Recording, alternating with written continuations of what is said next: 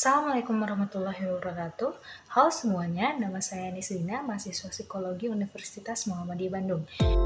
Di sini saya akan menjelaskan tentang kesehatan mental dengan berbasis pendekatan medis dan religius. Dua tradisi penyembuhan.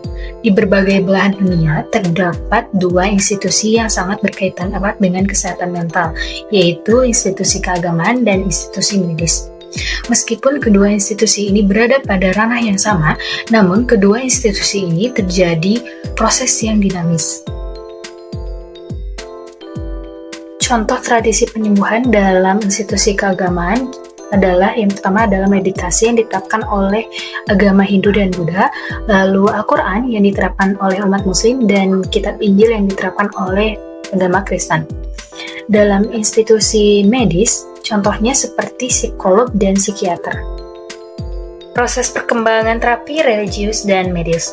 Yang pertama, dalam peradaban Barat kuno, peranan tokoh agama sangat dominan.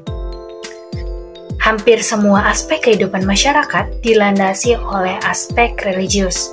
Ilmu pengetahuan di bidang kedokteran pun juga telah berkembang sampai tahapan yang tinggi.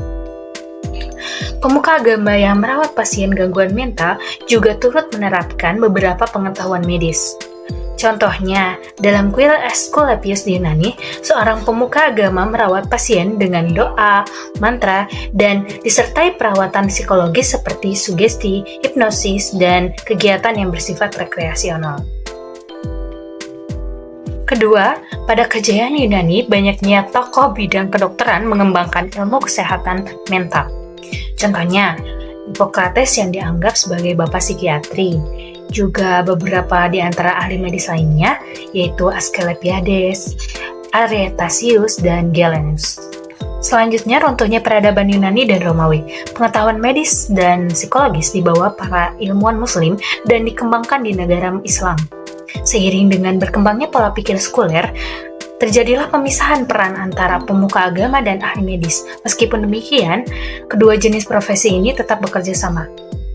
Ahli medis meneruskan praktiknya di kuil dan sesuai dengan ajaran juga kerangka kerja suatu agama tertentu. Yang keempat, pada abad pertengahan, agama dan kedokteran terjadi pemisahan ditandai dengan kekaisaran Romawi. Hal ini terjadi karena penyebaran kaum barbarian dan bumi belahan utara, juga kebangkitan lagi paham tahayul dan hal-hal gaib kuno. Pemisahan antara terapi religius dan medis. Apa sih yang menjadi hal ini berpisah? Poin pertama yaitu gerakan sentimen yang radikal melawan ilmu kedokteran. Yang kedua, gangguan mental dianggap kerasukan atau makhluk halus. Yang ketiga, pengobatan cenderung berbau mistis. Yang keempat adalah kepercayaan perilaku abnormal disembuhkan dengan teknik pengusiran roh. Yang kelima, perawatan terhadap pasien menjadi lebih radikal dan terkesan kasar. Dan yang terakhir, munculnya institusi Asylum atau institusi yang menangani pasien gangguan mental. Pada masa ini, perawatan pasien tidak terlalu berbeda pada beberapa tahun sebelumnya. Alih-alih diperlakukan secara manusia, para pasien dianggap tak ubahnya hewan. Mereka digantung, dirantai, disiksa, dan dipenjara. Pemisahan antara agama dan ilmu kedokteran. Kedua institusi ini dalam kondisi yang tidak mengenakan, yaitu mulai munculnya atmosfer yang tidak kooperatif, dipenuhi dengan kecurigaan, konflik, juga sampai perseteruan. Sudut pandang profesional terhadap agama. Agama menjadi hal yang tabu dalam ilmu kedokteran. Agama dianggap hanya terbatas kepada penjelasan sikap gaib, ritual, dan pemaknaan yang abstrak.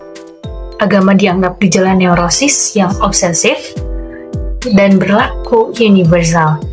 Kesetaraannya pemikiran irasional dan emosi juga mengajarkan umatnya rasa bersalah, dan agama dianggap hanya menarik perhatian bagi orang yang tidak stabil mentalnya.